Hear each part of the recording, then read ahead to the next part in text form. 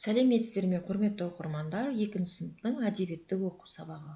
30 сабақ. Бүгінгі сабақта 1 тапсырмадан 4 тапсырмаға дейін бірге орындайық. Құрметті оқырмандар, каналға тіркелуді ұмытпаңыздар. Каналға тіркеліп, лайк басыңыздар. Білім жолы мектептен басталады деген тақырып тұр екен бізде. Төркөздерден тірек сөздерді тап, тірек сөздерге түсініктеме беріп, оқылатын мәтіннің не туралы екенін болжа дейді. Бұл жерде мұғалім, білім, оқушы, сабақ, мектеп деген сөздер шығады екен.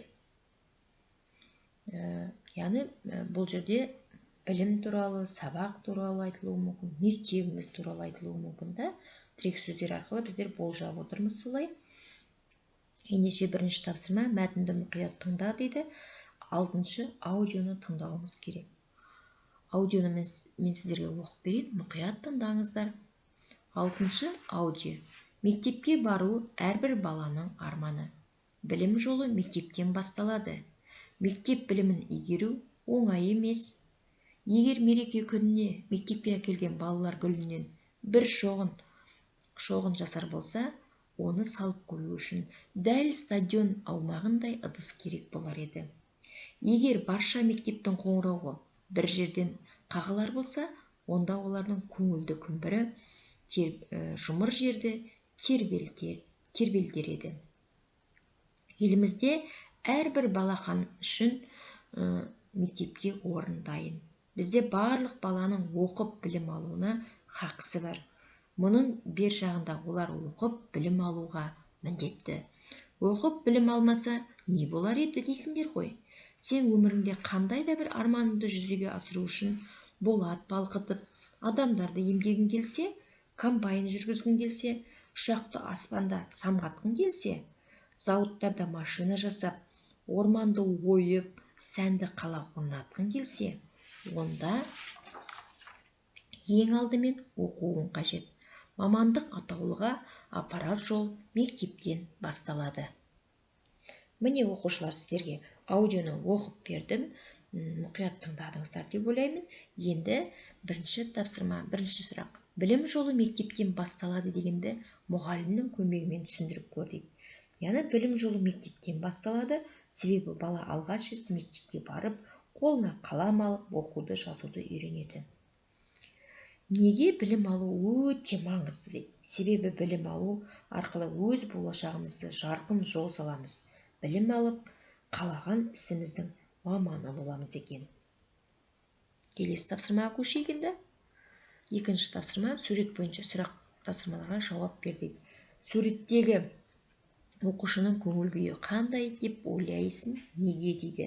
Суретте оқушы ұстазына күлімдеп тұр, көңіл күйі керемет, себебі мектепке барды. Ұстазыңа гүлді жиі сыйлайсың ба дейді?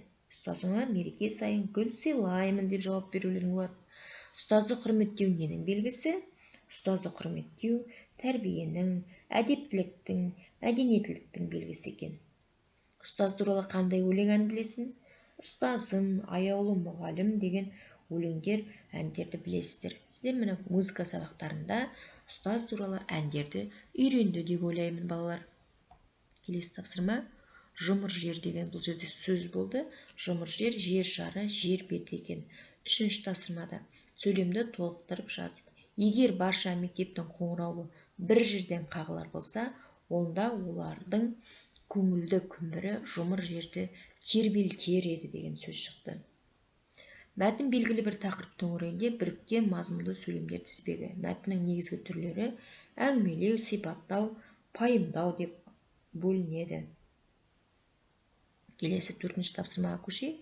4 тапсырмада бізде 2 бірдей тапсырмасы тұр екен. Жұптасып орындайық дейді. Мәтін ережесіне сүйеніп топтастыру жасаңдар дейді. Мәтін яғни бірнеше сөйлемнен құралады. Сөйлемдер өзара бір-бірімен байланысады. Тақырып қоюға болады.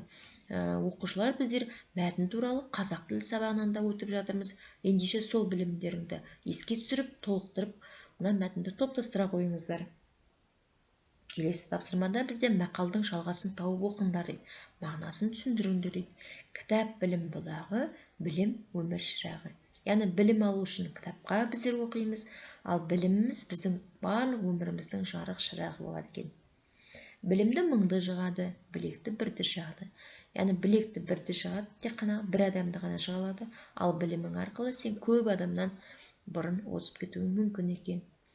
Оқу инемен құдық қазғандай, жаңа біздер сабақтың басында да айтқан болатынбыз, оқу, яғни инемен құдық қазу оңай емес қой. Сол сияқты оқуды алу, оны өзімізге игеру де оңай болмайды екен.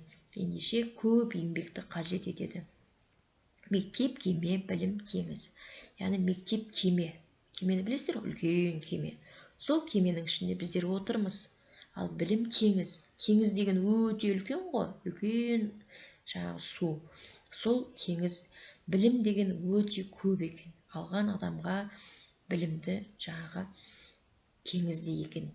Ендеше сол білімді алудан, үйренуден балалар жалықпаңыздар, жақсы оқыңыздар, ата-аналарыңды тыңдап, мұғалімдерін тыңдап, тәрбиелі болыңыздар. Бүгінгі сабақта өте жақсы тақырып қамтылды деп ойлаймын, сіздерге ұнады деп ойлаймын. Сіздер менің каналыма тіркеліп, өз көмектеріңізді беріңіздер, каналға тіркеліңіздер, лайк басыңыздар. Назарларыңызға рахмет, сау болыңыздар.